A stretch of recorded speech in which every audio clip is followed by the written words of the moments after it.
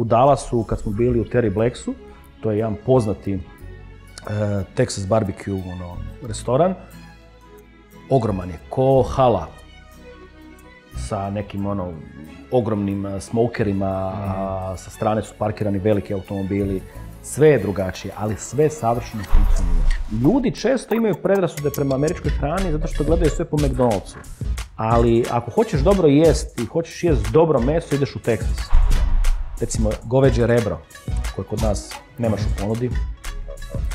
To se ne bi ni koristilo, to restorani ne bi se ni usudili to pripremati.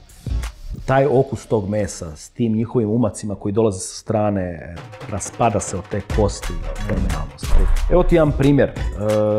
Kad sam bio u Teksasu, nijednu ružnu riječ nisam čuo protiv Trumpa. Pite naše ljude što misle o Plenkoviću. Kužiš, mislim i sad reći kao Bosna je najbolja, Srbija je najbolja, šta vi to imate svoje? Pa mislim, mi smo svi sprepleteni zapravo raznim utjecajima.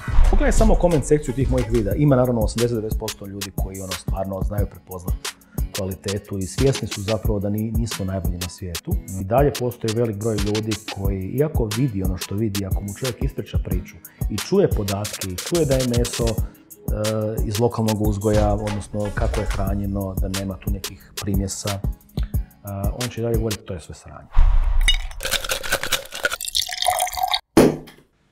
Pozdrav svima i dobrodošli u novu epizodu Tipsy podcasta. Podcast koji detaljno ulazi u teme gastronomije, ugostiteljstva, vina, destilata sa majstorima zanata. Današnji gosta ne treba puno predstavljati, sa nama je po drugi puta Miro, tata Mata, gastrotražilice. Miro, dobrodošao. Hvala ti lijepo i hvala na pozivu i što si me opet ugostio. Da, eto, treći put jedno službeno. Ja nisam ništa htio govoriti, prepuštam tebi. Da. U moju obranu nema obrane, ali je činjenica da smo usrali zvuk. Ali dobro, popili smo dobru butelju vina. Da. Tako ćemo i sada. Zapravo to si namjerno napravio samo da otvoriš novo i da možemo opet piti. Pa ne mogu reći da mi nije bilo lijepo s tobom pričati. Da, eto. Ako ništa drugo. Sad ću skroz promijeniti priču i reći ti potpuno druge informacije. Da.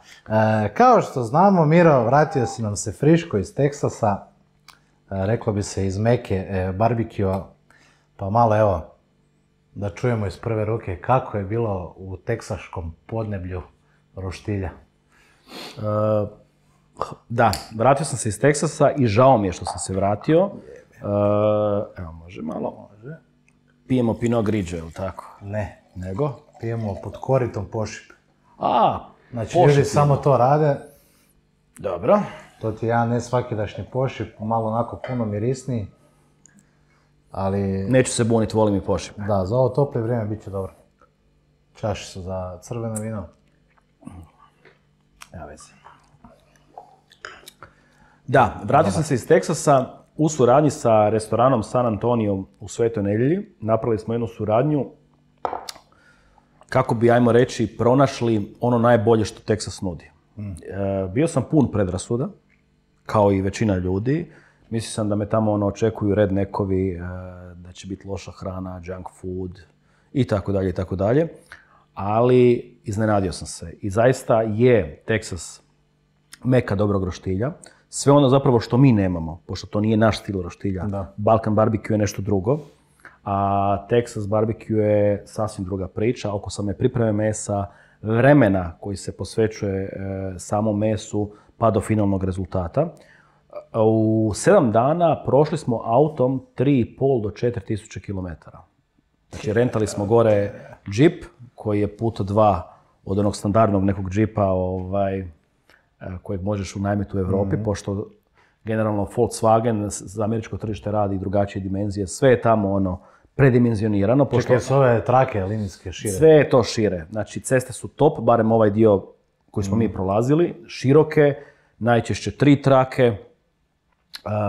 Nema toliko saobraćajnih nesreća, koliko sam vidio. Policije čak i nije bilo na cestama. Generalno, ugodna vožnja tokom cijelog puta i Ameri vole velike aute. Da.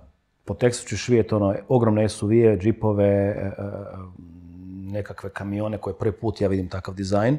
Transformeri, da. Da. Znači, čekaj, je li ima ovih Mustanga, onih ima, old schoolova? Ima. od oldtimera do nekih modernijih varijanti i njihovih automobila. Pa evo naš kolega, mi smo vozili Volkswagen Atlas, mislim da se zove auto, i ogroman je. To je nešto u rangu Q8 Audija, te veličine. Kolega je vozio neku moderniju verziju Mustanga, a ostali su bili na motorima. Pošto su nam kolege onako zagriženi motoristi, oni su bili iza nas sa motorima. To je baš bilo ono... Da, baš je bio pravi road trip, čak smo došli do jednog dijela gdje je onaj Route 66, znači da to vidimo, da snimimo i jako smo uživali. Zapravo cijela priča je bila onako spontana.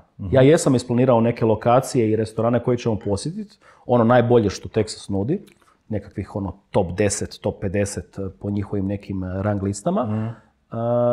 I oduševili smo se roštiljima, ali to ću ti malo pričati kasnije, odnosno pričat ćemo detaljno što sam doživio što se tiče hrane, ali što se tiče samih ljudi, generalno njihovog mentaliteta, mogu ti reći da sam ugodno iznenađen. Jako su friendly, hospitality nevjerojatan i baš su mi rekli, recimo Ameri, da taj dio Amerike je poznat po tome. Kao, ne znam, recimo jug Srbije ili naša Baranja. Ljudi su jako gostoljubivi, ugodni, pomoći će ti, odgovorit će ti na tvoje pitanja. Niko te ne osuđuje što si došao iz Europe, nismo osjetili predrasude i tako dalje, i tako dalje. You Russians. Osim toga, da. Mislim, to je bila jedna neugodna situacija, ali mislim, to sam doživio u bilo kojoj zemlji. Tako da doživiš to i u Srbiji, i u Bosni, i u Hrvatskoj, uvijek možeš doživjeti negdje neugodnu situaciju, jer uvijek ima budala. Da, bili smo u hotelu blizu Dallasa, u Sulphur Springsu, i pričali smo kolega ja u liftu i onda nam je došao jedan klasični Texas redneck sa šeširom kao Are you Russians? I onda sam rekao ne, kao Hrvati. Aha, kao ok, i bolje da je tako, kao. Ok, dobro. A njegova supruga koja se vozila s nama valjda natrag prema dolje, ona isto je čula naš naglasak i onda onako izgledala je ko da jedva čeka da izađe iz lifta, valjda se uplašila. Da. Ali to je ta indoktrinacija američka koja traje već godinama u odnosu na Rusiju, mislim, ništa tu nije čudno. Ništa čudno, a i napumpani su medijima. Tako je, neprestano. Mislim, njihova kinematografija, jedan dio kinematografije zapravo gradi cijelu priču oko toga animoziteta prema Rusima, a Rusi su loši, zli i tako dalje. Ono što ja mogu, što se tiče toga komentirati, ja sam veliki fan američkih sportova, znači bejsbol najviše, pa American football. I ono što znaš kad su izmjene u bejsbolu, half time u fudbalu, ovisno koju utakmicu gledaš i ovisno na kojoj si mreži, NBC, CBS, bla bla bla,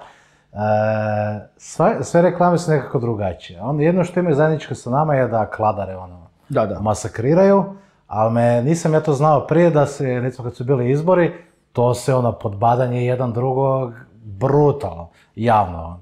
I to mi je baš to mi recimo bilo fora. Ali su propaganda, znači $1 meals i te fore, znači trpanje. Kod njih je sve marketing i to rade na visokoj razini. Znači mi od njih možemo učiti kako se radi marketing i kako se radi biznis. I to se vidi u svakom segmentu, od ugostiteljstva, ekonomije, svega. Vidi se da bolje žive, da su bogatiji, barem ovi dijelovi gdje smo mi bili, pošto moraš uzeti u obzir da je po nekim statistikama, recimo Dallas u Teksasu je drugi najbrži rastući grad, odnosno u Americi. To se i vidi. Mislim da je Kalifornija prva, tako što se tiče nekakvog standarda. Neka me isprave ljudi koji ovo slušaju, ako nije tako, ali to se vidi. Znači, kad uđeš recimo u restorane, organizacija posla. Sve funkcionira. Svi restorani su ogromni. Točno se kuži da Amerika kao Amerika ima višak prostora. Sve je veliko. Znači nema mislim imaš ti malenih street foodova, food truckova i tako dalje, ali recimo u Dallasu kad smo bili u Terry Blacksu, to je jedan poznati Texas barbecue restoran, ogroman je, ko hala, sa nekim ogromnim smokerima, sa strane su parkirani veliki automobili, sve je drugačije, ali sve savršeno funkcionira. I imao sam osjećaj kad sam s njima razgovarao da zaista vole taj posao. Odnosno da taj posao rade iz ljubavi. Da. To je barem bio moj osjećaj. Možda se varam, možda nije svaki dio Amerike takav. Ali Texas je. Ne znam koliko si obratio pozornost. Recimo mi ovdje u Europi, pogotovo balkanski dio, pa malo gore prema Engleskoj, Njemačkoj, svi imaju velike probleme sa radnom snagom što se tiče ugostiteljstva. Kak je tamo? Imaju i oni problema, ali ti moraš uzeti u obzir da je Amerika multinacionalna zemlja. Tu imaš puno Meksikanaca, Crnaca, mislim, generalno imaš ljudi iz cijelog svijeta. Tako je, Vidim i ja da oni traže zaposlenike, čak i ono otvoreno onako piše, mislim, transparentno piše kolika je plaća, satnica i tako dalje. Nije da to se taji kao kod nas, ili kao što se tek prije kod nas tajilo, da se nije smjelo ni pitati kolika ti je plaća. Ali opet bih rekao da nemaju toliki problem sa radnom snagom. Jer, recimo, u ovim restoranima gdje sam ja bio, ne fali im ljudstva. Sve funkcionira. To vidiš po tome. Da, ali to je sad opet pitanje, da li su oni dobri u sistematizaciji poslovanja ili su dobri, ne vjerujem baš da su bolji konobari od recimo... Ne bih rekao da su bolji konobari, iako u ovim barovima gdje sam ja bio, to već spada u visoko ugostiteljstvo. Način kako se ponašaju, kako ti objašnjavaju znanje o samim pićima. To već moraš kod nas tražiti bolje restorane, bolje barove, ako njih to recimo nađeš u jednom običnom craft roomu, odnosno ne bih čak rekao ni restoranu, nego baru koji je specijaliziran za viskije i craft pive. Pa već tu vidiš nekakvu kulturu ophođenja sa gostima, znanje, profesionalizam. E sad, ovo što si ti rekao, da, ne znam ni ja da li je to do sistematizacije, ali ono što svakako sam primijetio je da se ne osjeti taj manjak radne snage. Barem ne u restoranima u kojima sam ja bio. Da, jako zanimljivo. Ok, da se vratimo na bitnu stavku, a to je hrana. Dakle, ako sam dobro skopčao, u prvoj snimljenoj epizodi ste išli tamo one velike hale gdje ste baš vidjeli kako se doslovno brisketi smokaju. Šta je tamo primijetio? Zbog kojeg su zapravo razloga oni toliko uspješni u tome? Da, to je tamo radio jedan Azijat, odnosno Pitmaster, kako ih oni zovu. Radi se o lokaciji Terry Blacks u Dallasu. To je bila naša prva lokacija. Imaju 6-7 smokera. Dolaze rano ujutro, odnosno ili noć prije se to sve priprema. Radi se, stavlja se taj dry rub ili ta suha marinada i onda se to smoka. Najčešće se radi brisket, kojeg mi tako reći u Hrvatskoj ni nemamo, odnosno rade ga za neke privatne evente u sklopu festivala, ali restorani se s time ne žele uopće bakćati. I mesari sami, realno... To sam isto čuo. Da, nemaju u svojoj ponudi brisket, takozvana goveđa prsa. Rebarca naravno imamo. Gle, nevjerojatan entuzijazam, profesionalizam, znaju što rade, 100% su u tome, to se vidi, barataju tematikom. Znaš tu nije samo stvar začina, ali recimo i u začinima je stvar. On je pričao kakvu vrstu soli koriste. Koriste više vrsta papra tog mljevenog. Znači nije samo jedan papar. Onda samo meso, ta govedina koju oni imaju, mi nemamo. Mi najčešće koristimo junetinu. Bio sam na par lokacija u regiji koji rade neku vrstu brisketa, ali to nije ni blizu okusom kao što je recimo taj Texas, američki brisket. Puniji je okus, struktura mesa drugačija. Ljudi često imaju predrasude prema američkoj hrani zato što gledaju sve po McDonald'su. Ali ako hoćeš dobro jesti i hoćeš jesti dobro meso, ideš u Texas. Recimo ta govedina je već onako nešto, ja bih rekao, poluodležano meso. Nije u onom smislu odležano meso kao stejkovi, ali taj okus je puniji, užitniji. To je barem neki moj doživljaj. Uz te začine i meso paze i kakvo drvo koriste. Pa sad koriste, recimo dosta hrasta tu ima. Koriste one ljuskice od oraha da dobije taj poseban flavor, aromu. Znači, igraju se sa vrstima drveta. Nevjerojatno, znaš temperatura jako bitna. Ne znam, jedno vrijeme rade na nižim temperaturama, pa se tu igraju. Toliko je tih finesa. I sad neko kaže, pa to je lako, kao bubneš meso, malo ga začiniš, bubneš ga unutra, smokaš ga i izađe van, sve se raspada i to je super. To nije istina. Jer ja sam kako smo naravno radili izbor koje ćemo lokacije obići i obišli smo 10 lokacija, nešto smo snimili, nešto ne i točno se vidi razlika između komercijalnih lokacija i onih koji su na glasu u nekih top 50 u Americi. Nevjerojatna priča, toliko entuzijazma i ono što se meni sviđa, nitko tu ništa ne taji. Nije ovo, kao receptura je tajna, znaš kao kod bosanskog ćevapa, srpskog ćevapa, nije bitno. Ovdje će ti on sve reći, objasnit će ti se. Oni se ne boje za svoj posao, oni znaju da su dobri u tome. Tako je, da. I to se meni sviđa. Otvoreni su. Pazi, mi smo tamo došli i radi edukacije, jer kolege iz restorana San Antonio žele zapravo dio te ponude prenijeti u svoj restoran. I oni su nakon tog putovanja, tih tjedan dana, gdje smo mi obišli 3.500, 4.000 km, došli do idealnog recepta za njihov restoran. Ja sam to inače probao, to će biti u 6. mjesecu, će se u San Antoniju moći probati originalni Texas roštilj sa govedinom iz Amerike. Čekaj, vi ste doslovno, mislim, to vam je bio jedan od... To je bilo zapravo tako je, to je bio jedan od ciljeva putovanja. Doći do recepta kojeg ćemo mi malo prilagoditi za Balkan tržište, ali da ćemo se držati onih glavnih postavki. Ima li toga uopće na Balkanu? Ne, ima par restorana koji pokušavaju prenijeti duh Texas barbecue-a i ja sam to probao, ali po meni to nije to. To je dobro, ukusno, ali to nije to. To nije to, da. A reci mi, jel oni, znači ako je taj brisket, kako bi rekao, sam po sebi dobar, jel to meso ako se ne smoka jako dugo, to je žilavo meso, jel tako? Mislim, gledaj, uzmeš u obzir da je to govedina. Govedina samo po sebi, ako je dugo ne kuhaš, ne pečeš, i to na laganim temperaturama, kao i gulaš recimo, da. To je žilavo, da. Ali oni nemaju problema s time. Da. Baš zato i na taj način pripremaju to meso. Ali da se razumijemo, to što je nešto žilavo, to je normalno, kao što je i divlja žilava. Naravno. To je kvalitetno meso. Ti uzmi u obzir da je Amerika jedan od najvećih izvoznika stejkova i to onih prime stejkova, vrhunskih stejkova koje mi ni nemamo na tržištu. To je tek polako nešto uvodimo. Da. Znači to znači, rekao si mi prošli put da su njihove te livade, pašnjaci, da je to krcato. Tako je. Znači, pazi, prošao sam geografski gledajući, odnosno površinski gledajući, polovicu Teksasa. Ti vidiš vidiš nepregledna prostranstva i vidiš goveda. To je ono što kod nas ne vidiš. Da. Ili vidiš sve manje. Gdje ćeš ti u Hrvatskoj vidjeti goveda? Osim na privatnim farmama, koje znamo ti i ja koje su, koje se bave prodajom stejkova, odnosno premium mesa, i imaš neke naše velike proizvođače koji dio imaju svoje, a dio se uvozi ili ono piše zaklano uzgojeno u Hrvatskoj, to jest zaklano u Hrvatskoj ili odhranjeno u Hrvatskoj, a ne znam, rođeno negdje drugdje. Da. U Mađarskoj, Rumunjskoj i tako dalje. Poland i to. Mislim, to po meni nije hrvatsko meso. Hrvatsko meso je ako imaš govedo, odnosno imaš stoku koja se rodila u Hrvatskoj, uzgojena je tu i zaklana je tu. Pasla hrvatsku travu. Tako je. Da, ovo sve su marketinške fore. A misliš da bi mogli? Da se neko doista potrudi da bi mogli imati pravu govedinu? Evo, ja ti garantiram, znači ja sam imao 2 probe ili 3 probe do sad u San Antoniju u Svetoj Nedjelji.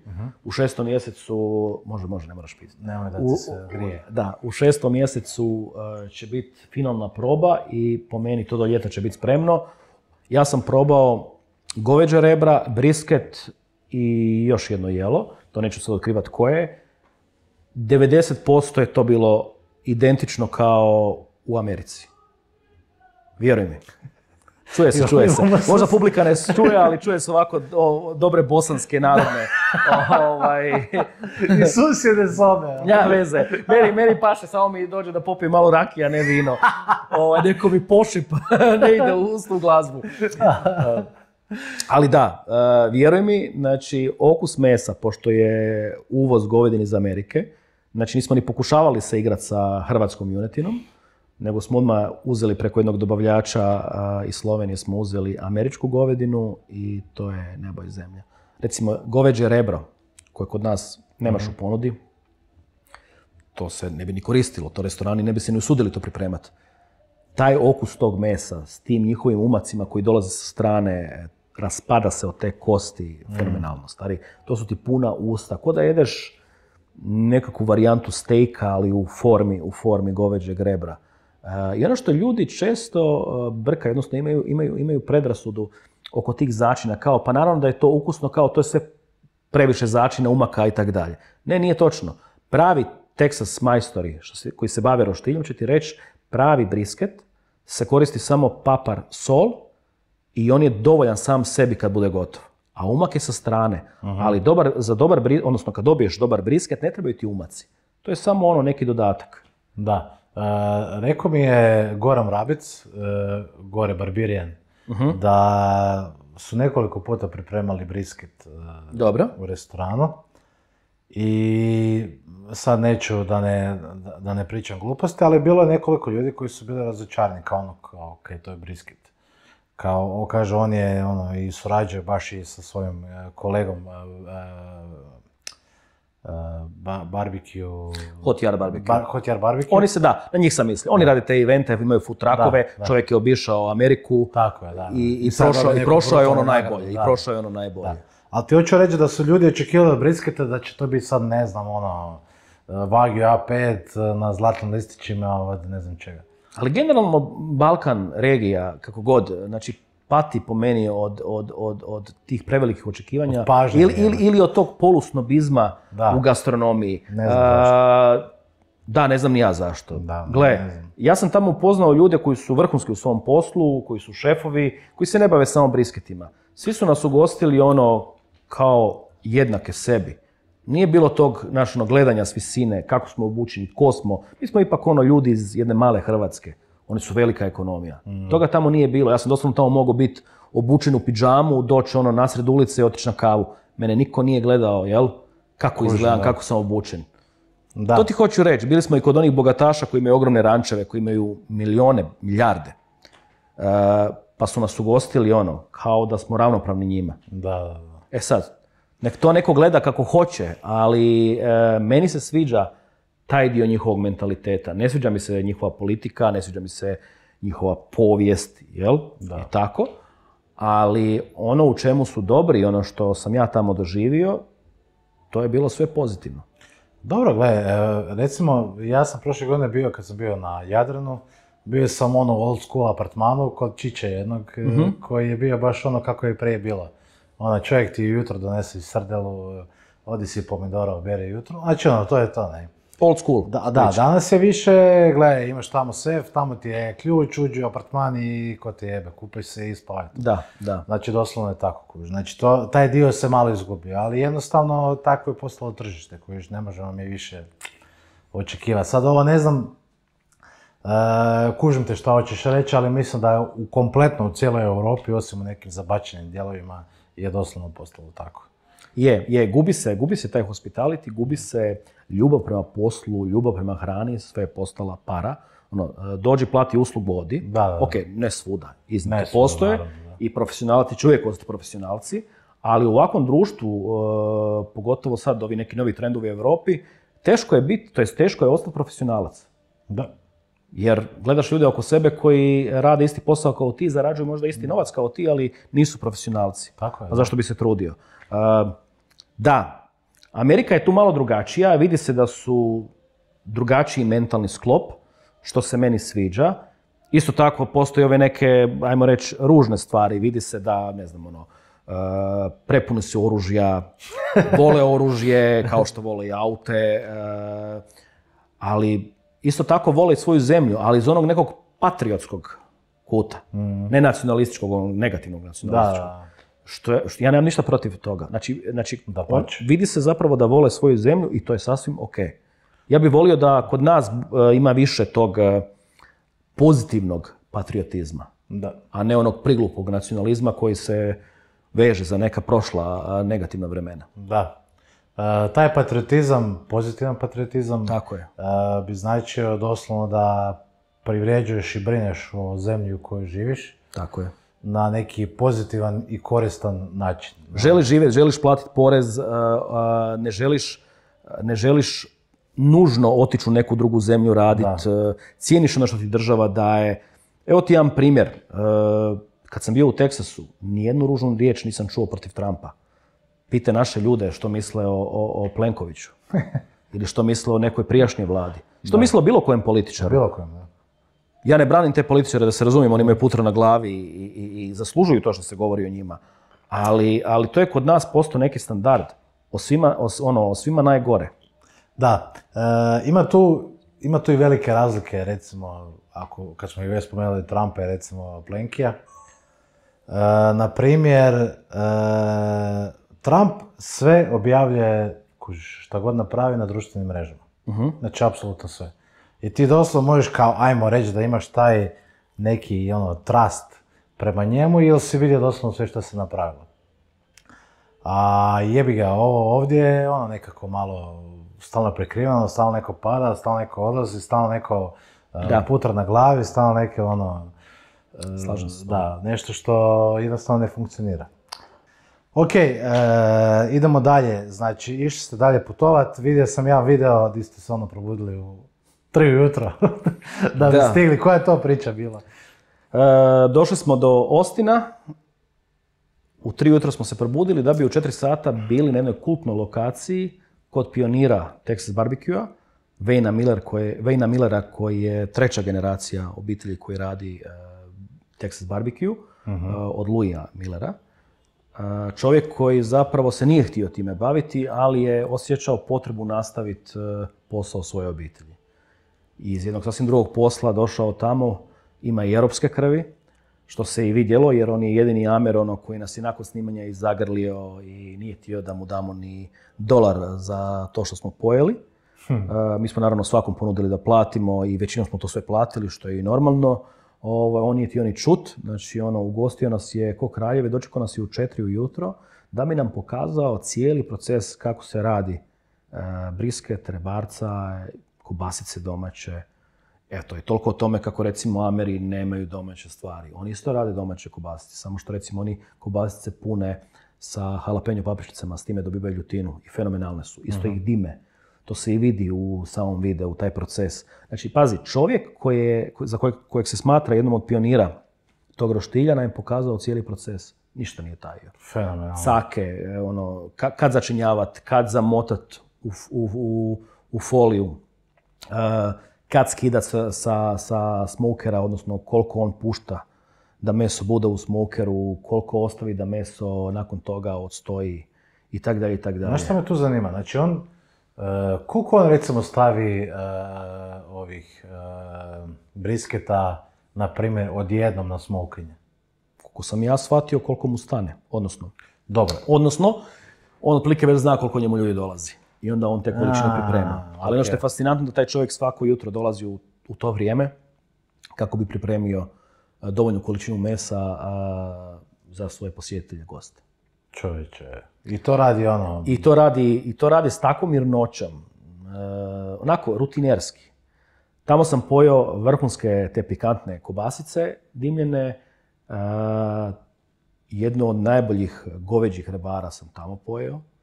Umaci fenomenalni, jedino što je sranje je tost. Znači koriste umjesto kruha, imaju taj tost koji je onako polusladak. Znaš da Amer ima problem sa šećerima, sve onako ima pojačan šećer. I ajmo reći da ne posvećuju pažnju kruhu, osim eventualno u burgeru, u nekom briošu, jel?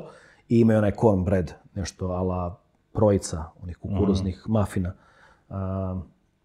Smo spomenuo to? Molim? Smo to spomenuo? Ma nisam mu to spomenuo. Mislim, u krajnju liniju, ono što sam ja rekao i u videu, rekao sam ja njemu van kamere da kruh im je onako loši, ali on je rekao da, ali Ameri ne posvećuju toliko pažnju kruhu.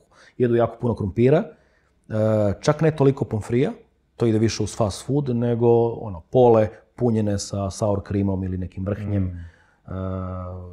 Generalno krumpir na sve moguće načine. Kukuruz, onda ima onaj chili grah, to je taj uticaj i Meksika, to je ta Tex-Mex kuhinja. Jedu zapravo što i uzgajaju. I to mi se sviđa. Znači mi smo tamo jeli taj loaded potato, jeli smo kukuruz na razne načine i jeli smo grah, odnosno chili. Meso, kako ja nikad u životu nisam probao, odnosno pripremljeno na način kakav ja do sad nisam probao. I onda kad mi neko kaže da li je bolji Balkan grill ili je bolji Texas barbecue, neusporedivo. To je kao da uspoređuješ, ne znam, steak sa običnom šniclom. Neusporedivo na koji način? Neusporedivo okusom, stilom, načinom pripreme. Naravno. Kvalitetom je to tu negdje, sve je stvar ukusa. Da. Znači ja obožavam Balkan grill, smatram da je to, smatram da ova regija ima najbolji roštilj na svijetu uz još neke zemlje. Ali Texas barbecue je druga priča. Nije isti doživljaj, nisu isti okusi. Ništa nije isti. Način pripreme, pristup mesu, sve je drugačije. A di si bio, šta ste dobivali? Plastične vilice, noževe? Da, to je isto američka shema. Mislim, Ameri su jako praktični ljudi. I tamo gdje ne moraju trošiti novce, neće trošiti. Mislim da je sad nedavno i Trump rekao kao plastika je ok. Nemamo više imali slamke papirnate. Nemojte me zajebavati. Nešto u tom fazonu je rekao. I to je to. Mislim, Texas barbecue je kod njih kao jedna varijanta finijeg street fooda. Nema tu neke fensijane. Ima, ako ideš u New York možda, ili u LA, ili u neka turistička mjesta.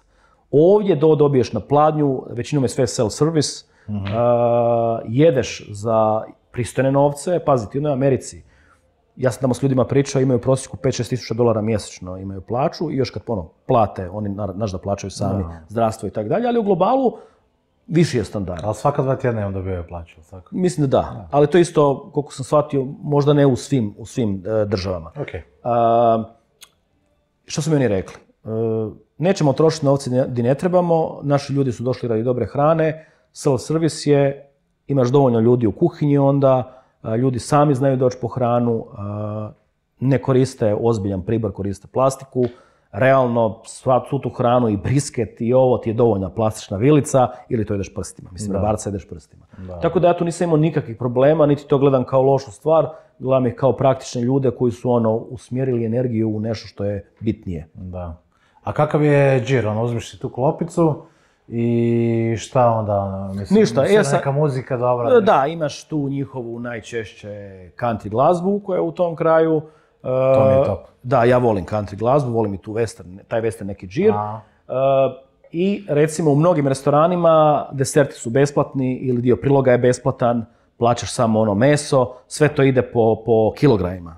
Odnosno koliko na kilogram uzmeš, toliko ti naplate. I ono što je specifično kod Amerike je ta razlika u cijenama. Kad dođeš u New York, tamo su ogromne cijene, pogotovo u boljim restoranima. Da. Tamo možeš jesti samo po fast foodu, ako želiš jest na razini kako jedeš u Hrvatskoj, koliko plaćaš tu. U Teksasu si svatko može priuštiti. Svatko. Mislim, svatko ko dođe tamo iz europskih zemalja si može priuštiti tu hranu. Recimo, 20 do 30 dolara za jednu osobu. Gdje jedeš priloge, 2 vrste mesa, desert dobiješ u 100, ja mislim da je to sasvim ok cijena. Pa to je negdje u rangu Zagreba. Da, sigurno. Sigurno, a nije tako klopa. Tako je, uzmi u obzir zapravo koliko oni vremena ulože u pripremu te hrane. Da, baš sam htio reći kad si rekao da nema tu neke fensijane, ali ima fensijane iza, u backgroundu. Ima. To ti je, kad kaže u Zagrebu ili u Hrvatskoj nema dobrog ćevapa, ili malo je dobrih steak barova, ili zašto nema brisketa? Zato što našim ugostiteljima fali vremena. Odnosno, oni ne žele gubiti vrijeme toliko na predpripremu. A tamo je sve u toj predpripremi. Da. Sve. Naravno, uz dobro meso, dobar balans i znanje neko. Ali kod nas ljudi ne žele gubiti vrijeme. Kako ćeš napraviti dobar ćevap ako ti ne odleži meso 48 do 82 sata? Da, naravno. Jel u Teksasu uvijek toplo? Pa mislim, koliko sam shvatio, toplije je, ali sada je uvijek toplo, ne znam, ne bi ti znao. Znači ti sam, spomenuo si San Antonio, ali evo recimo pitanje, šta misliš da neki takav stil, ne da je tako ogromno san, nego da imaš i, ne znam, suncobrane, tende, fino je to sve posloženo, onako drveni stolovi, nešto, i da je neko tako, onako fino roka, 10-ak jela koja su top, uključujući brisket, rebra, neki side dishevi i to. Jer misliš da bi to jako dobro funkcioniralo ovdje i da se nalazi, ne znam, na Jarunu ili Bundeku? Pa gle, iz kuta San Antonija u Svetoj Nedjelji, pošto sam ih ja prvi počeo promovirati, taj njihov koncept, oni su sad puni. Apsolutno mislim da bi to funkcioniralo. Uz dobru izvedbu i egzekuciju oko same hrane, da budu autentični, ne da se foliraju ili da to bude na pola napravljeno. Znaš, kao imamo brisket, ali radimo ga, ne znam, dan, dva prije, pa onda ovo ostalo podgrijavamo ili koristimo našu junetinu. To ne. Ako bi to bilo autentično, uz dobru logistiku, dobar marketing i dobru uslugu, to je bilo puno. Da. Sigurno, mislim, i sama hrana bi bila dobar marketing. Ja mislim da mi volimo takvu hranu. I ja mislim. U krajnjoj liniju, pazi, stekovi su kod nas popularni. Da. Ne vidim zašto ne bi jeli brisket, zašto ne bi jeli goveđe rebro. Pazi, ja sam probao i bizonovo rebro u toj jednoj poznatoj lokaciji blizu Austina, Salt Lake, koja je dosta nahajpana, nije sve dobro toliko, ali goveđe rebro najbolje koje sam u životu jeo i jedino koje sam u životu jeo, ali me je toliko oduševilo da ja nisam vjerovao da mi meso bizona može ponuditi taj neki gurmanski doživljaj. S obzirom da je ono movingu, je li tako? Da, i da je to ono još žilavije, mislim, meso od govedine. Fenomenalno. I kažem, jednostavno ljudi su na Balkanu puni predrasuda. Ista ti je situacija, mislim, kako su puni predrasuda prema Americi, tako su sad ljudi puni predrasuda, ne znam, prema Srbiji, s obzirom na situaciju i sve. Znači, ali realno, ako gledaš, u Srbiji konkretno većina turista neće imati nikakav problem. Da. Znaš, ljudi trebaju staviti politiku na jednu stranu, ona je tu da nas zavadi, a treba se posvetiti samim ljudima. Znači, pretpostavljam, ti si isto putovao. Realno nigdje nisam imao problem. Tako je. Bosna, Srbija... Tako je, nigdje. Da, Slovenija, Makedonija, bilo šta, nigdje, apsolutno nigdje. Ja uvijek... Dapače. Čak sam imao neka negativna iskustva u svojoj zemlji, to jest više negativnih iskustava nego u Bosni i Srbiji. Mislim da je politika jedno, da je realno stanje drugo i da svaka zemlja ima, odnosno dio neke zemlje ima nešto po čemu je specifično najbolje. Da. Govoriti da smo mi kao Balkan najbolji u svemu i da se nigdje ne ide kao kod nas, to je isto glupost. To je notorna laž. To je notorna laž. Svatko ko je obišao svijeta, probao od španjolske, meksičke, talijanske, francuske, u krajnjoj liniji svjetskih gastronomija, mi ne spadamo pod svjetske gastronomije, odnosno nismo ni u vrhu. Mi smo jedino u svojim glavama u vrhu, da se razumijemo. Ja sam najveći promotor, odnosno bar se trudim biti naše gastronomije. I uvijek ću biti za tu tradicionalnu kuhinju, gurat naša stara zaboravljena jela, ono što nas čini, što je autentično. Ali nikad neću reći da smo mi najbolji u svemu. Nismo najbolji u svemu. Amerika ima Texas barbecue, Srbija, recimo jug Srbije je po meni najbolji u roštilju samom. Taj jedan trokut, Niš, Pirot, Leskovac, možda i Vranje bi tu uključio. Onda naša Dalmacija sa otocima od pečenja tih dalmatinskih jela. Da, Istra koja je fenomenalna u svojoj gastronomiji. Baranja, kobasice, kakve imate. Baranja. Kužiš, mislim, i sad reći kao Bosna je najbolja, Srbija je najbolja, šta vi to imate svoje? Pa mislim, mi smo svi sprepleteni zapravo raznim utjecajima. Ako idemo gledati što je naše, onda nije ništa naše. Odnosno, je naše jer smo mi iz tih jela, ne znam, recimo kako je Turska imala utjecaj ili Austro-Ugarska nas, mi smo iz tih jela ipak stvorili neka naša nacionalna jela i malo ih promijenili. To je već onda naše. Ja nisam pobornik kao mi nemamo ništa svoje. Mi jesmo bili pod utjecajem zemalja zbog povijesti, ali mi smo iz tih jela stvorili najbolje. A mislim, tako možemo reći i za Ameriku. Možda nije bila pod utjecajem, ali svako nešto donio. Znači, to je zemlja migranata. Tako je. Doslovno. Tako je. I svako je nešto donio. Znači, tamo se vjerojatno najviše jede azijske kuhinje, majke. Da, meksičke ima jako puno, meksičke, azijske, tako je. Meksičke, azijske i onda imaš Talijane, jaka je ta talijanska zajednica. Ali hoću reći, kad neko kaže u Americi je sve sranje junk food, to nije točno. Jer ja gledaš da su tamo Talijani, Meksikanci, Španjolci, mislim, sve te nacije. Pa to je toliki skup raznih kuhinja, vrhunskih kuhinja, svjetskih kuhinja. Mislim smo ti ja pričali, da sam i ti rekao koliko zapravo Michelinovih zvjezdica, Michelinovih restorana ima Amerika. Mati to, pa to ne možeš izbrojati. Pa čekaj. I to ne samo da je on sad dobio to, ne. Nego je stvar u tome da ima jako puno restorana koji su, recimo, 3 zvjezdice, ne znam koliko godina već brane. A to je vjerojatno najteže. A to trebaš biti veoma posvećen tom poslu. To moraš biti mačak, da. Da, moraš biti lud. I stalan isti šef i stalno mijenjanje menija, znači osoblje ti mora biti na ne znam kojem nivou, da ne govorimo o somiljejima, šef departima, bla, bla, bla. Čak mislim da u sferi Texas barbecue-a postoji restoran sa Michelinovom zvjezdicom. Ako se ne varam, mi ga nismo posjetili. Ili preporuku. Čak ne, mislim da je zvjezdica u pitanju. Da, mi ga nismo posjetili, sam ja tek kasnije to pročitao i vidio na YouTube-u. Michelinova tako je zvjezdica za Texas barbecue. Pogledaj, ali koliko znam, našao sam restoran, ali ti ćeš ga vjerojatno sad izgooglati. Sad ću ga da vidim. Dok ti to googlaš, što sam ti htio reći, ono što se meni kod Amera svidjelo je što su oni meni najnormalnije rekli, pa da, Europa je poznata po svojoj gastronomiji, imate puno dužu povijest, cijenimo vašu kuhinju, fenomenalna je. Evo ima, Boga mi. Ja sam bio u pravu. Ima više. Eto, a čekaj, jel kužiš sad? Ima više. Jel ima koji restoran? Interstellar barbecue. To mi je bilo u planu, nisam stigao. I La barbecue. Oba dva su ostali. Ok, Interstellar mi je bio u planu, ali eto, nisam stigao. jer sam to tek kasnije saznao kad sam već bio na povratku. Da. Evo, imam temu za idući put. Ok, vidiš, 2 restorana, Texas Barbecue, Michelinova zvjezdica. Da li postoji jedan restoran sa roštiljem na Balkanu koji ima Michelinovu zvjezdicu? Ne postoji. Moramo šta više pričati. Da se vratim, Ameri konkretno, najljepše, znači imaju pozitivno mišljenje o nama, a kad ćeš pitat Evropljane ili naše ljude kako imamo mišljenje o njima i šta generalno mislimo o njima kao ljudima, naciji i hrani, sve najgore. Da. Vidiš, ja imam problem s tim. Znači, zašto ne možemo i mi biti razumni, normalni? Zašto moramo odmah sa predrasudom? Znaš zašto? Pa ne znam, trudim, mislim ono. Evo ja ću te reći. Bolje da ti ne govorim što ja mislim. Zato što živimo u svojoj rupi i ne mičemo se iz te rupe.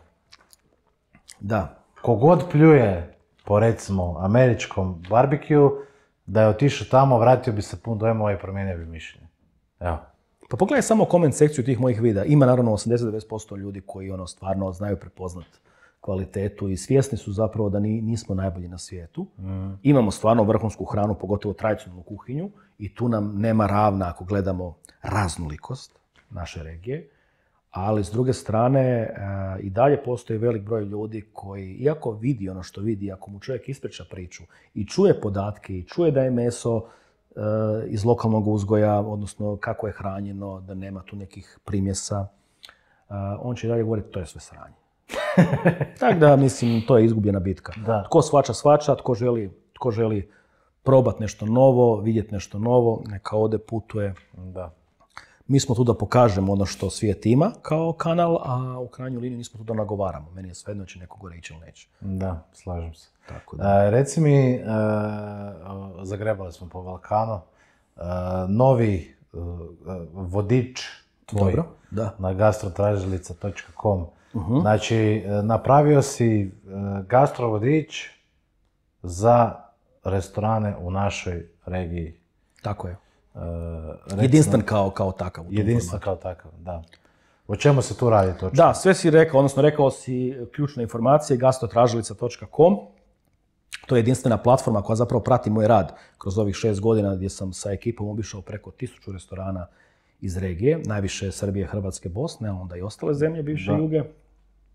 To je zapravo vodič za gurmane, odnosno narodski vodič. Tu nema bistroa, nema fine dininga, tu su većinom gostionice, restorani, krčme, roštiljnice, gdje se dobro jede, gdje narod voli dobro jesti, a gdje je nekakav umjeren, odnosno gdje je prihvatljiv omjer cijene i kvalitete. To su neke naše preporuke. Vrlo je vjerovatno da se s tim ljudima neće svijet naše preporuke, ali kao što znaš ne možeš sve zadovoljiti. Ali da realno nismo većinu zadovoljili, ne bi opstali do sada. Da. To je neko moje mišljenje. 250 restorana imaš na platformi, koja će vrlo vjerovatno u godinu i pol prerasti u aplikaciju, kao direktna poveznica sa restoranima i prema našim krajnjim korisnicima. Trenutno ta platforma je za moje pratitelje besplatna i ostaće besplatna kao platforma, kao aplikacija, to je već sad druga priča.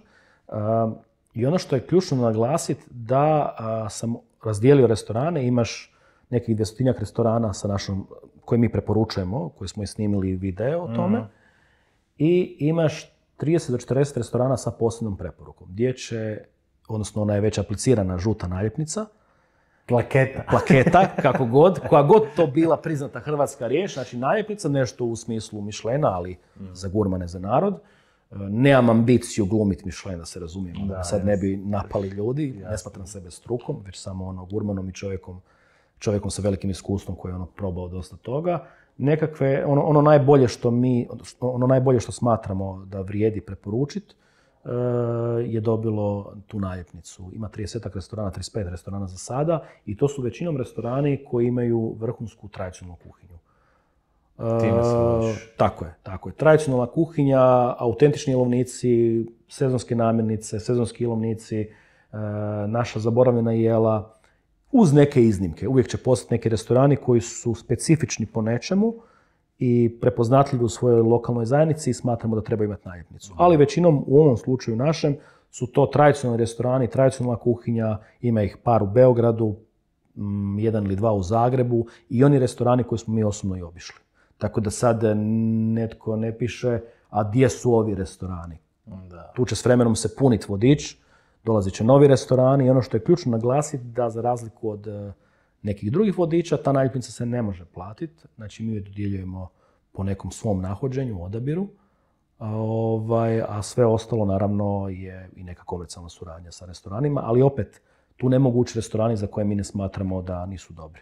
Pazi, 250 restorana ukupno, obišao sam ih preko 1000, ti vidiš koja je tu selekcija napravljena. Da, to si, mislim, moram pohvaliti dizajn, prije svega, web je jako lijep. Kad klikneš čak i na, možeš si izabrati državu, pa grad. I praktičan prije svega, to mi je bilo najbitnije. Klikneš unutra, izbaciti tekst, da znaš gdje si došao, video, da pogledaš ako baš... Da se podsjetiš, tako je, da. U principu, tako bi trebao izgledati vodič, znaš, ne da ja dođem na TripAdvisor, kliknem i tamo je Pero od Anice Mali i on je napisao da njemu bilo top, kojiš, a bilo mu je top ne znam zato što je dobio ovoliki zagrebački, a kakav je zagrebački ne bitno. Nije bitno, tako je, da. Znači to je recimo bitna stavka kako, na primjer, napraviti razliku između gastrotražilica vodiča i recimo ostalih gdje neko drugi piše, stvara neke svoje utiske, daje neke ocjene, ili neko rekao da mu da 5, evo ti burazi i takve stvari. Da, zato kažem, napravili smo dosta veliku selekciju, kao što znaš, stanje na tržištu je škakljivo, odnosno velikom brzinom pada kvaliteta namirnica. Sad sam pričao sa par kolega koji su kuhari, sve im je teže nabaviti dobre namirnice, tržište, odnosno... Rekao si mi da nema mesa. Tako je. Na primjer, konkretno sad je kriza što se tiče junetine u Hrvatskoj, poskupit će opet junetina. A s druge strane, ako želiš zadržati svoje kupce, ne želiš povisiti cijenu, onda moraš uzimati nešto jeftinije, moraš već početi muljati itd. A to krajnji potrošač slabo razumije. S kojim se zapravo problemima nose ugostitelji oko same nabave da bi ostali kvalitetom približni. Da. Što su nekad bili, jel? Da, i mislim tu pada sve, a ima jako lijepo, ne znam jesi pogledao podcast, to mi je bio Ivan Maljevac, on je butler, profesionalni butler. Jesam, kako ne. I gledao sam i rilove i podcast sam gledao. Fenomenalan momak, sve. Ali on je jako lijepo rekao da servis može izvući lošiju hranu. Da. Ali loš servis ne može pomoći ni čak i ako je hrana dobra. Ne, loš servis zapravo će ti umanjiti doživljaj i na vrhunsku hranu. Da. Iz mog iskustva. Tako je, slažem se sa njim, slažem se sa mnogim ljudima koji to tvrde. Gledao sam taj podcast i opet sam i u tom podcastu na Reelima vidio glupe komentare. Isuse Bože, sluga. Znači, tu vidiš zapravo koliko su ljudi nesretni u svojim životima. Da. Znači, ja u životu, a imam sad 40 godina, nisam nekom napisao hate komentar ili nešto negativno, makar i mislio nešto negativno, jer mi je to ispod časti. A čovjeku koji je napravio svoju karijeru, koji je gospodin, koji jasno zna što je ugostiteljstvo radi, u visokoj gastronomiji, odnosno u toj nekoj uslužnoj djelatnosti, ti njega ideš vrijeđati s obzirom na njegovo zanimanje. Mislim, na osnovu Reela. Na osnovu Reela. Znači, ne znaš čovjeka. Nisi se usudio kliknuti, pogledati cijelu krajnju epizodu. liniju, mene samo zanima od tih ljudi sa dijagnozama, me zanima samo da li bi netko od njih došao tom čovjeku i lice mu to rekao. Nema šanse. Jel kužiš?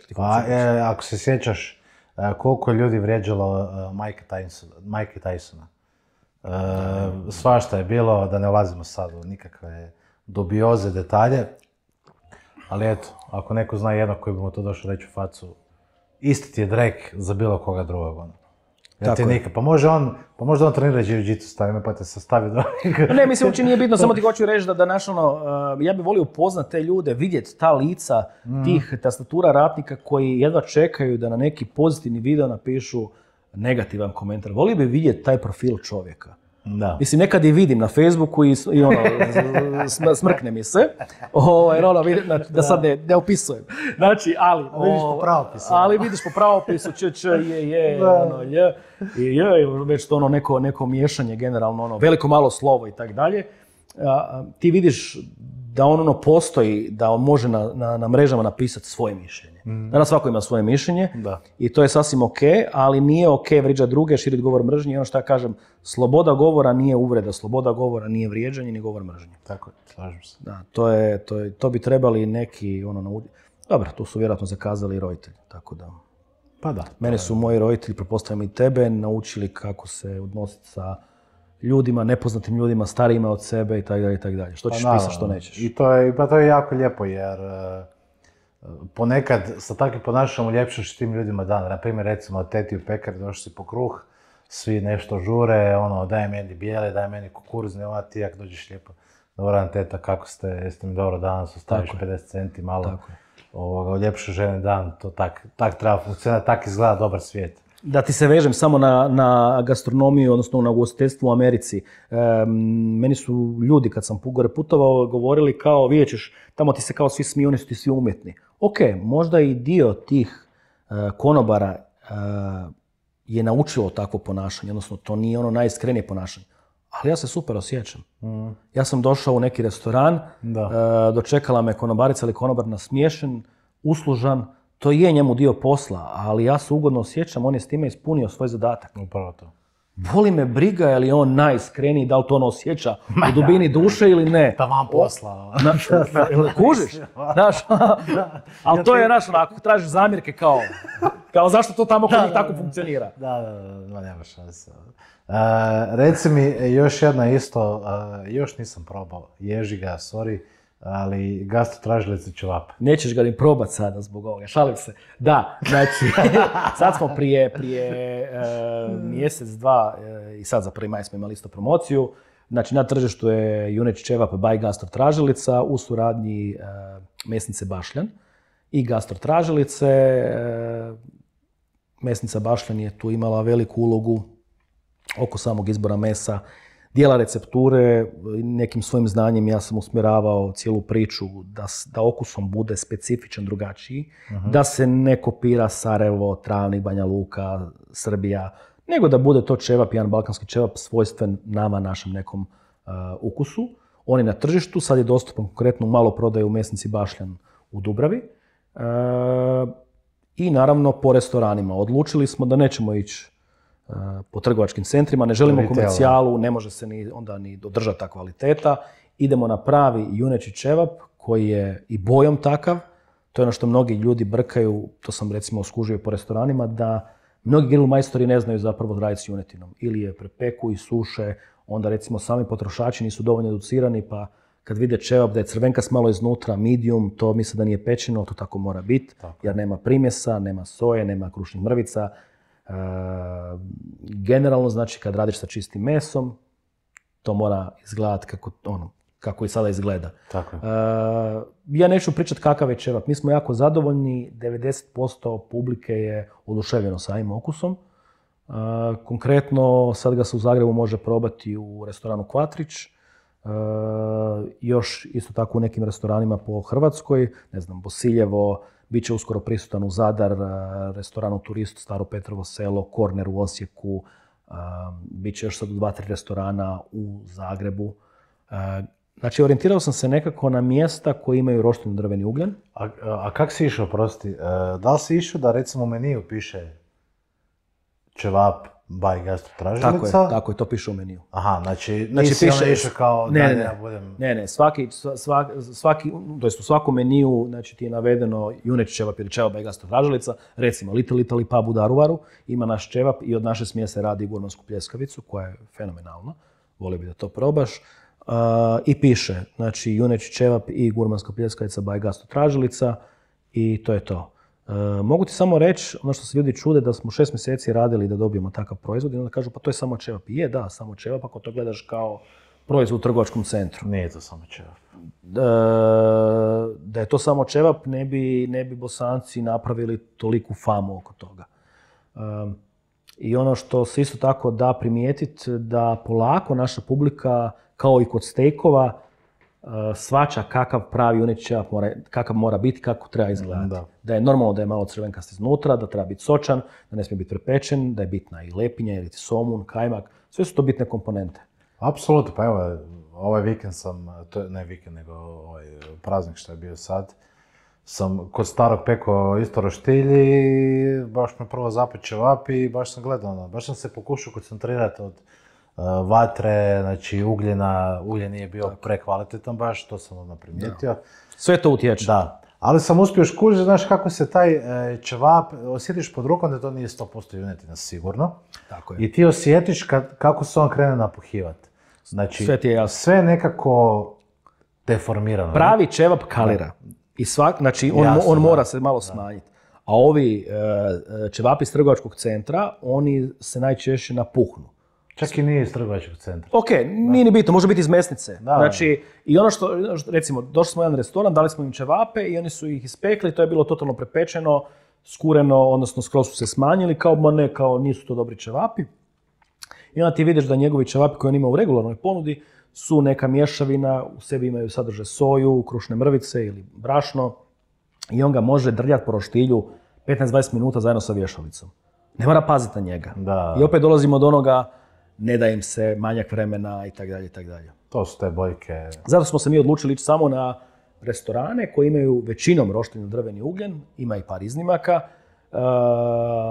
Prvo, mislim da je tu, sam znaš, drvo, miris dima, okus, sve je to jako bitno. I oni koji imaju neku prođu, odnosno imaju protok ljudi. Da se to zaista peče, da to ne stoji i tako dalje. I nigdje nam se ne žuri. Nije poanta sad odmah, kako se kaže, zaraditi veliku količinu novaca, nek to polako ide, nek ide u najbolje restorane u Hrvatskoj, pa ćemo polako ići na europsko tržište i to je to. Da, zašto se uopće krenuo s ćevapom? Pa kao netko koji je napravio i film o bosanskom ćevapu. Jeben film, svaka ti čast. Znači, to je bio naš zapravo jedan od prvih projekata gdje smo prošli znaš i sam što smo sve prošli, napravili dobru stvar, ispromovirali tu bosansku gastronomiju u punom smislu riječi. Nekako sam zavolio taj ćevap i rekao sam moj prvi proizvod će biti ćevap. Kasnije će to vjerojatno biti i neka varijanta gurmanske pljeskavice i onda ćemo ići dalje. Ali hoću reći, mislim da je budućnost u hrani. U ugostiteljstvu se ne bi sada upuštao, znaš i sam probleme oko radne snage. Mislim da je to previše nesigurno, da ti nešto u 6 mjeseci, godinu dana, zezne kredibilitet.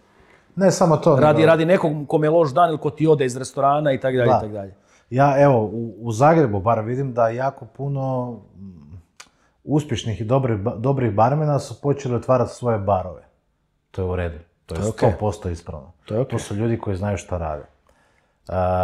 Ali opet ima, znaš, ja bi ugostiteljstvo, imam, ne znam, građevinu, firmu.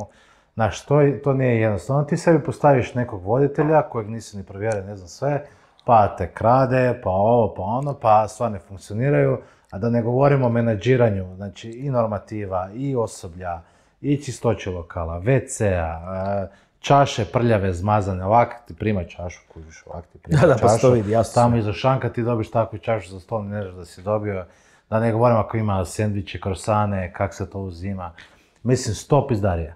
Slažem se s tom. I jednostavno ne možeš, mislim možeš, ali moraš neki jebeni konzalting platiti. Da, mislim ovako, da me neko pitao da li ću otvarati neki restoran ili street food prije 5-6 godina, rekao bih da. Definitivno bi išao u nekom smjeru street fooda, food trucka, nešto tako.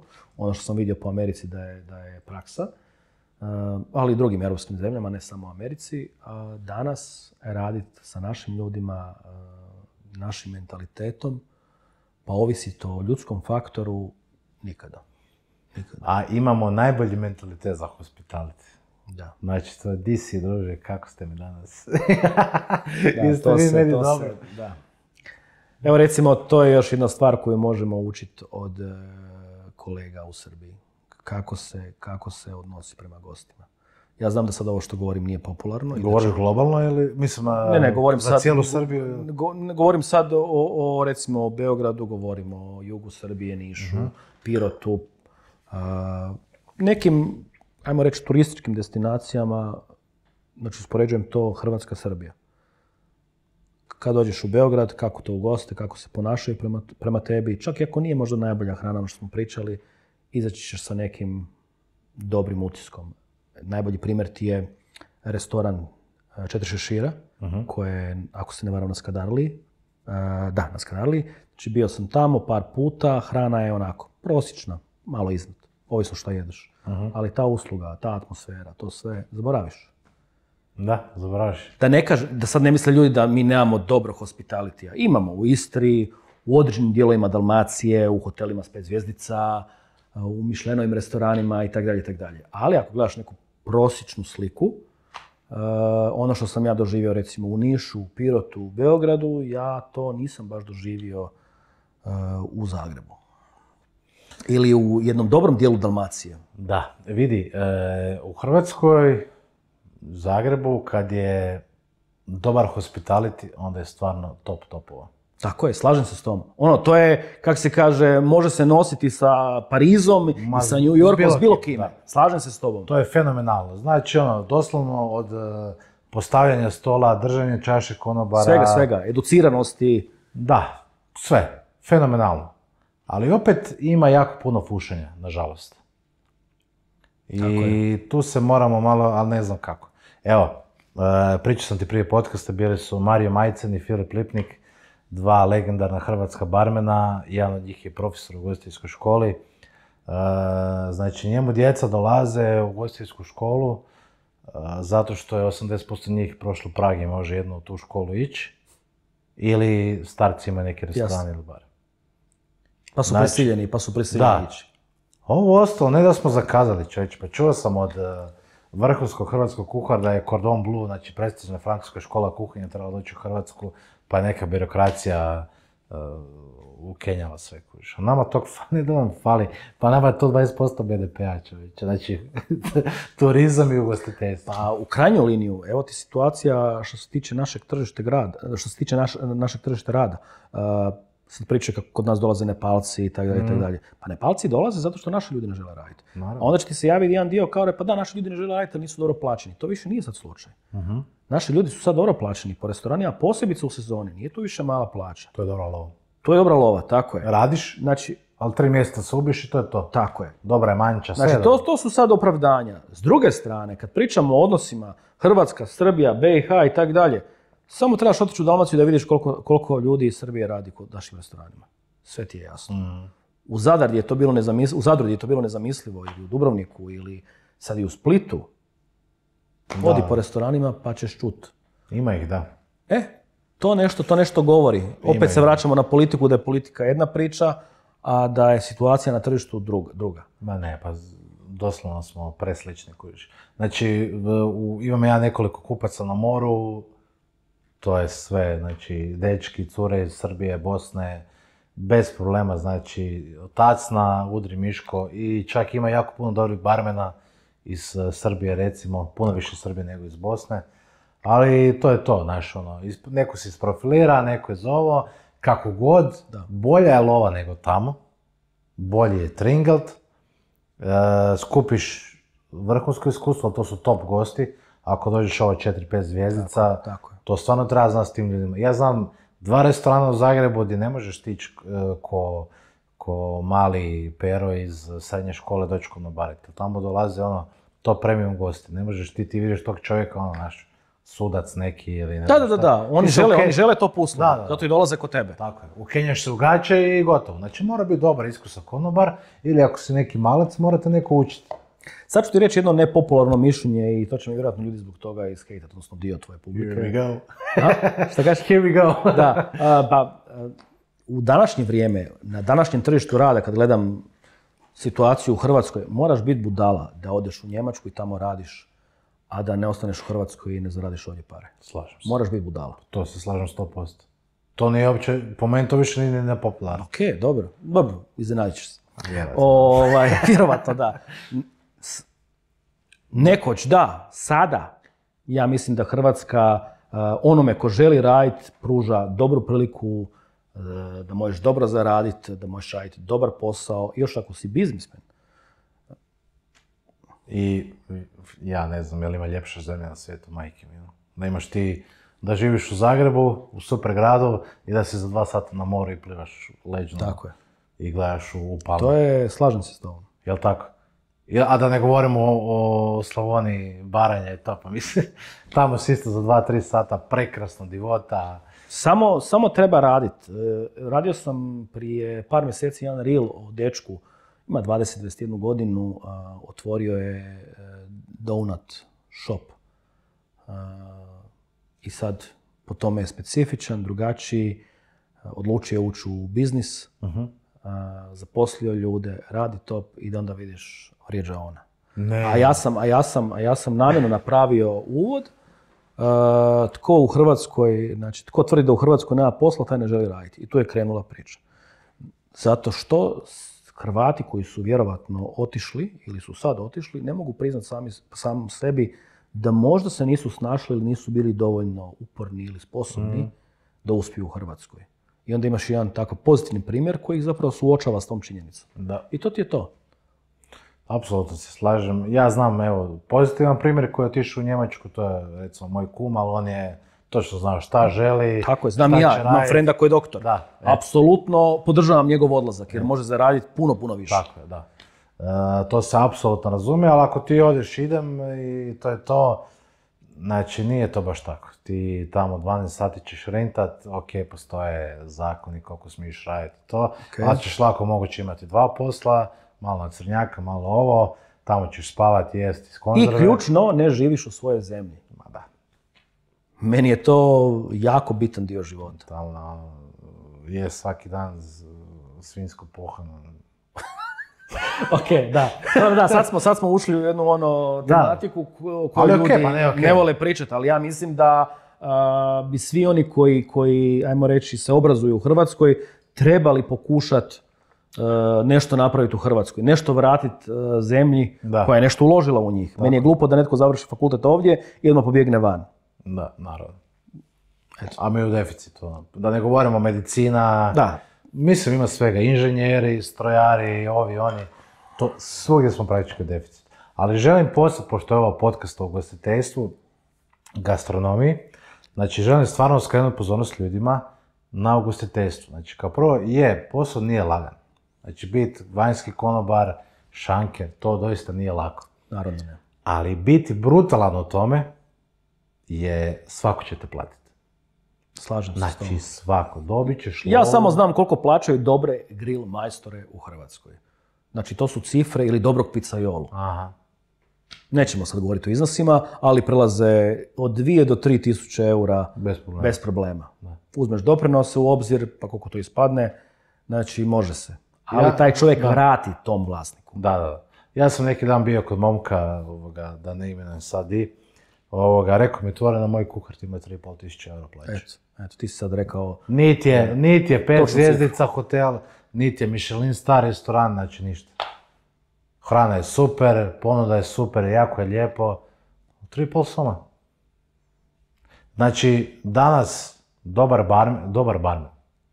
Znači dobar, ne vrhunski, nego dobar. To je kaos. Vjerujem ti. Znači, ljudi traže lovu, a opet ima ovih drugih slučaja koje traže. Ja sam došao s ceste i ja bi sad, ne znam, 1700. Mene polako već živcira kad čitam komentare, pa da ste dobro platili radnike, možda bi netko i radio za vas. Slažem se. To je nekoć bilo tako. Ugostitelji su zaista bili izrabljivači, ne svi, ali bilo ih jako puno. Znam po primjerima iz svoje sredine od vlasnika kafića i tako dalje, su ljudi radili za 500 eura. Slažem se, da. Ali ta vremena polako prolaze, ja bih čak rekao da su i prošla. Da. Danas, s obzirom na deficit radne snage, možeš tražiti plaću, možeš zahtijevati, posebice ako vrijediš. Da. I to je to, ljudi, cijenite svoj posao, radite u vlastitoj zemlji, nemojte odlaziti ako ne morate. Smatram da se jako lijepo može živjeti u Hrvatskoj. Ne samo u Hrvatskoj, i u nekim drugim zemljama u regiji. Pa eto, pogledaj sebe samo. Dobro, to je okej. Pogledaj samo sebe. Znači, ti si sad skoro, full time gastrotražilica. 80%. 80%. Pa nije to baš za Afrikanci. A krenuo sam 2-3 godine, sam ulagao samo svoja sredstva, obilazio, plaćao restorane, nisam se žalio, radio sam svoj posao i kao novinar i kao marketingaš i kao netko koji je bio u svijetu vina. Znači nije mi bio problem, radio sam cijelo vrijeme, full time. radim za sebe, radim za svoju obitelj. Nije problem. Tako je. I sad sam došao do one razine kad napokon mogu reći ok, sad mogu živjeti od posla kojeg volim. I to mislim da je cilj svakom normalnom čovjeku. Apsolutno. Da radi ono što voli. Tako je, da ne umremo sa 60 od ne znam, bolesti srca, stresa, karcinoma i tako dalje i tako dalje. Da, nema. A ne, mislim, znaš i sam, stres je velik kreator. Slažem se, da. Stres je zajeban u svakom slučaju. Ok, reci mi, osim balkanskih zemalja, imaš kakav imperativ se možda širiti? Tipa znam da si bio u Italiji, tako je. Probao si najbolju picu na svijetu. Jel imaš možda to ide dalje ili ćeš ostati ovdje u ovim prostorima? Fokus gastro tražilice će ostati barem narednih par godina još Balkan, regija. Tu nećemo se širiti. Radit ću jedino zemlje, kako sam i radio do sad, dijaspora. Znači, Njemačka, Austrija, možda Švedska, skandinavske zemlje, gdje su naši ljudi, gdje su naši restorani, balkanski restorani. To sam shvatio da je to ljudima dosta zanimljivo, to se gleda, kako su naši ljudi uspjeli vani. Da. I mislim da ćemo se fokusirati i dalje na našu tradicionalnu kuhinju ovog područja i na Balkan restorane u dijaspori. To. Što se tiče svjetskih destinacija, bit će ovih posljednjih serijala, kao što je bila Italija, sad je bila Amerika. Vjerovatno imamo u planu otići u Skandinaviju, pa tamo raditi Švedsku. I u planu je i Rusija. I Rusija? Tako je. Zanimljivo je. Viš to nikad nisam...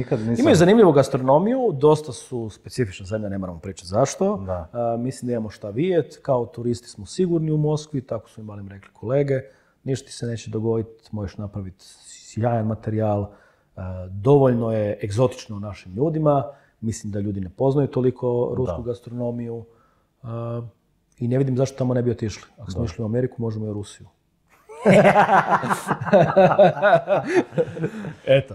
Divno, Miro, veselimo se tome. Ništa, nakon Rusije onda nova epizoda, šta ćeš? Da. Onda ćemo pričati opet, onda se vraćamo u tvoj podcast i govorimo ono što Rusi misle o Amerima. Da. Koliko im je dopušteno kroz medije. Da. Hvala ti, Miro. Bio si divan gost kao uvijek. Hvala tebi. Idemo popiti vino, idemo nešto pojesti. I eto, hvala ti što si me ugostio po 3. puta, a drugi put, nažalost, niste vidjeli. Stavit ćemo, da će biti tvoj sover. Ko u kinesko-američkim filmima. Tako je. Ajmo. Ljudi, hvala svima što pratite. Zapratite Gastro tražilice ako već niste, vjerujem da jeste. I to je to. Vidimo se u sljedećoj epizodi. Živjeli, pozdrav.